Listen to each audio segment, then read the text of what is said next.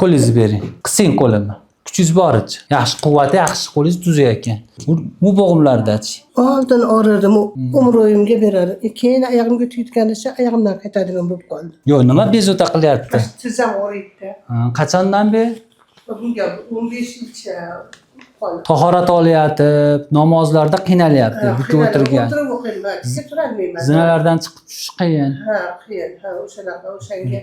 Covid- Cheklanib qolyapti nima? Harakati cheklanib qolgan. Cheklanib qolyapti. Koronavirus bo'lganmisiz, bo'lmaganmisiz ayajon? Yo'q, bo'lmagan. Koronavirus bo'lganingiz yo'q. Oyog'ingizni ko'raman ona. Bu Tish bor ona. Bunisidan ko'raychi. To'g'ri bo'lyapti bolasiz ona. Ha, ana. Gapiravering, gapingizni eshitaman, ko'raveraman. 5-6 yil narida asha muayyanami orqa tomoni ishga. Ashani. Mana shu. Hozir ham bor o'shingiz. Yozilishi to'liq yozilyapti. Oyog'ingizda sovqat tushish bormi? Yo'q, unaqa yo'q. Yiqilib tushmagansiz oxirgi 5-6 yil ichida. Qayrib olib, Yo'q, unaqa bo'lmagan yo'q. harakat qildirib ko'ramiz. Qirtillash bor ekan. Ha, bo'ladi. Qirtillash bu bo'g'imning ichida miskopatiya deydi, paylarda yog'sizlanib qolishini hisobiga bo'layotgan holat. Bo'g'imda yetarli ichida suyuqligi yetarli emasligining belgisi bu. Signal bu. Sizga ogohlantirish beryapti. Suyuqlikda yetarli emasligidan organizm. Bo'sh qo'yasiz, xoli tashing ona.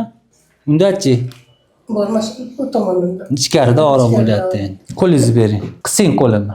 Kuchingiz boricha. Yaxshi quvvati, yaxshi qo'lingiz tuzuk ekan. Bu bo'g'imlardachi. Oldin og'rirdim, umr o'yimga berardim. Keyin oyog'imga tuyitganicha oyog'imdan qaytadigan bo'lib qoldi. Ana son suyaklar, mana boldir katta boldir, kichkina boldir suyak. Mana tog'oyoq qismi mana. Bo'g'imni ishqalanishda yengillik berib turadi. Sog'lom tog'oyoq qatlar.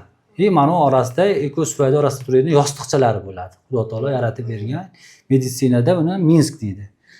Ichki Minsk, tashqi Minsk. O'ziga xolos suvayni bir-biriga moslab turadi, bukilib yozilishda yengillik berib turadigan narsa.